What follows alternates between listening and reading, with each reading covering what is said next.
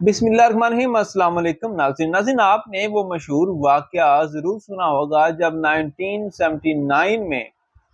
خانہ کعبہ میں مسجد الحرام پر ایک مسلح گروہ نے قبضہ کر لیا تھا۔ اس وقت کہا جاتا ہے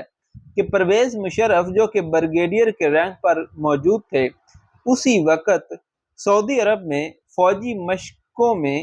تعینات تھے اور خفیہ مشن پر وہاں پہ سعودی عرب میں ہی موجود تھے۔ اور یہ دعویٰ کیا جاتا ہے کہ سعودی عرب میں موجود ہونے کی وجہ سے پرویز مشرف اور پاکستان آرمی نے اس آپریشن کو لیڈ کیا تھا اور مسجد الحرام کو ان لوگوں سے جو ہے وہ آزاد کروایا تھا۔ اور اس واقعہ کے بعد یہ دعویٰ کیا جاتا ہے کہ پاکستان اور سعودی عرب کے درمیان ایک معاہدہ ہوا تھا، اور یہ معاہدہ دو مقدس مقامات کے حوالے سے تھا، جو کہ ایک خانہ کعبہ میں ہے یعنی کہ مکہ میں، اور ایک مدینہ پاک میں ہے، حضور اقدس صلی اللہ علیہ وآلہ وسلم کا روضہ مبارک۔ تو اس حوالے سے اب سوشل میڈیا پر یہ جو دعویٰ ہے یہ ہر کوئی کر رہا ہے، اور اس بارے میں پوسٹ شیئر کر رہا ہے کہ پاکستان کا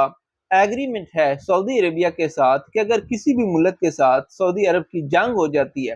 تو ان دو مقدس مقامات جو ہیں ان کی حفاظت جو ہے وہ پاکستان آرمی کے ذمہ ہوگی۔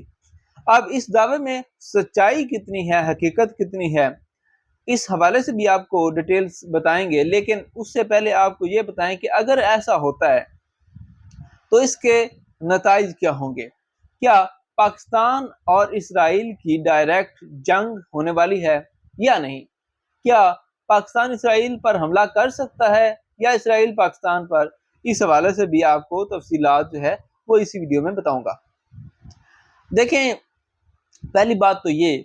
کہ جب اسرائیل نے قطر پر حملہ کیا، قطر میں حماس کے لیڈرز پر میزائل داغے، تو یہ دعویٰ کیا جا رہا ہے کہ حماس کے لیڈرز کو نشانہ بنانے کے لیے سعودی عرب کی جو سرزمین ہے اس کو بھی وائلیٹ کیا گیا ہے، اس کے قوانین کو، اور سعودی جو ایئر سپیس ہے وہاں سے جو میزائل ہیں اسرائیل کے انہوں نے سفر کیا، یہ دعویٰ کیا جا رہا ہے۔ اور اس وقت سعودی عرب کا جو ڈیفنس سسٹم تھا وہ بھی ایکٹیویٹ نہیں تھا، اور قطر کے جو ڈیفنس سسٹم تھے وہ بھی ایکٹیویٹ نہیں تھے۔ امریکہ نے بھی ان میزائلز کو روکنے کی کوشش نہیں کی گئی، اور اس پر قطر نے بھی یہ برملا کہا ہے کہ ہمارے ساتھ دھوکہ ہوا ہے۔ آج قطر کے وزیر اعظم ٹرمپ کے ساتھ ملاقات کریں گے وائٹ ہاؤس میں، اور یہ کہا جا رہا ہے کہ دو ٹوک بات ہوگی کہ بھیا دوگلا پن چھوڑو، اگر حفاظت کا ذمہ لینا ہے تو پھر سر عام لو، اگر نہیں تو پھر ہم اپنا بندوبست کر لیں گے۔ اب پاکستان کا یہاں پہ کردار بہت زیادہ اہم ہو سکتا ہے۔ دیکھیں، اگر معاہدہ نہ بھی ہو تو میں یہ سمجھتا ہوں کہ اگر کسی بھی وقت خدا نخواستہ ان دو ایسے مقامات کے حوالے سے کوئی ایسی صورتحال بنی جب یہ خطرہ پیدا ہوا کہ کوئی بھی ملک، وہ اسرائیل نہیں ہے، وہ بے شک امریکہ ہو، روس ہو، انڈیا ہو، کوئی بھی ملک ہو، کوئی بھی شر پسند عناصر ہوں، اگر ایسا خطرہ بنا تو یقینی طور پہ میں یہ اپنے یقین کے ساتھ کہہ سکتا ہوں کہ پاک فوج اس آپریشن میں حصہ لینے سے ایک منٹ بھی نہیں کترائے گی،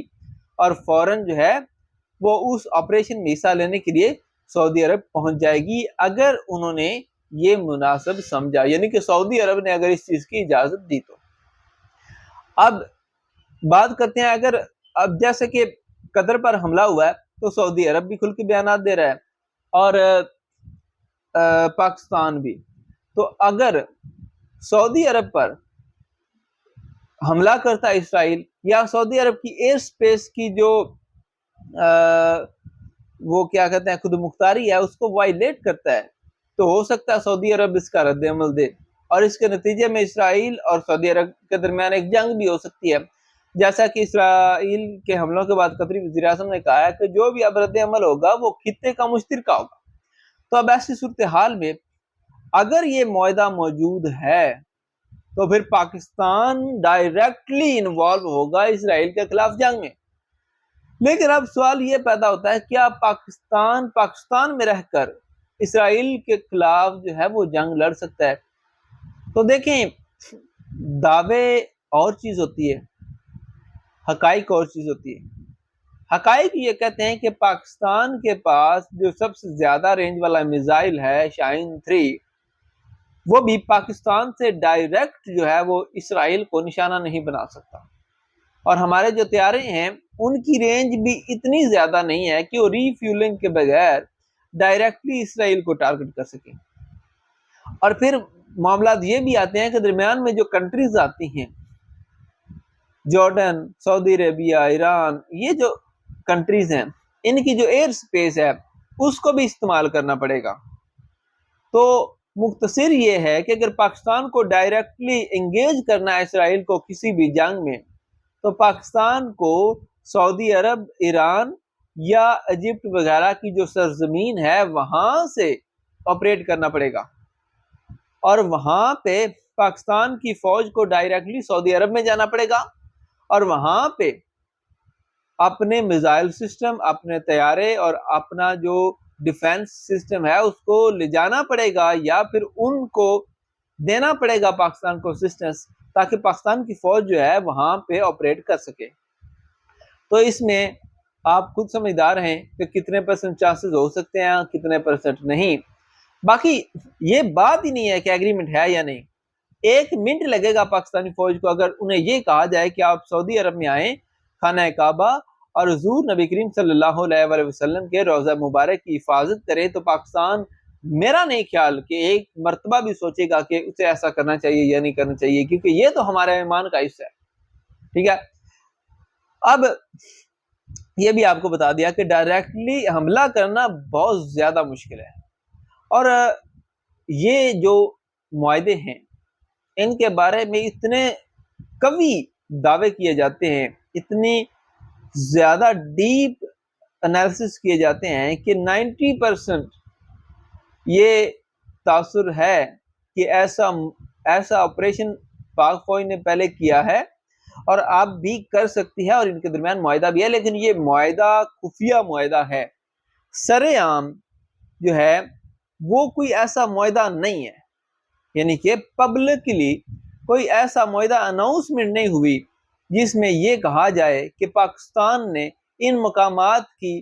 جو حفاظت ہے اس کا ایگریمنٹ کیا ہوا ہے، کیونکہ شاید یہ پھر سعودی عرب کی جو سیکیورٹی ادارے ہیں ان پہ ایک کویسچن مارک بھی لگاتا ہے کہ آپ کو اگر ان مقامات کی حفاظت کے لیے پاکستان کی جو ہے وہ مدد لینے کی ضرورت ہے، تو پھر آپ کا ڈیفنس سسٹم یا آپ کی آرمی یا آپ کے ادارے کیا کریں۔ تو یہ خفیہ معاہدہ، بہرحال اس کے ایویڈنسز ملتے ہیں کہ خفیہ معاہدہ ہے، لیکن پبلکلی جو ہے وہ کوئی ڈاکومنٹیشن نہیں ملتی ایسی جس میں یہ ثابت ہو سکے کہ ایسا معاہدہ پاکستان اور سعودی عرب کے درمیان موجود ہے۔ اور اس حوالے سے مزید جو بھی اس معاملے پر ڈیٹیلز ملیں گی آپ کے ساتھ شیئر کریں گے۔ تب تک کے لیے اجازت دیں، کمنٹ سیکشن میں اپنی رائے کا اظہار ضرور کیجیے گا، ویڈیو کو لائک اور شیئر کیجیے گا، اور چینل کو سبسکرائب کیجیے گا تاکہ آپ کو آنے والی اسی طرح کی ویڈیوز جو ہیں وہ ملتی رہیں۔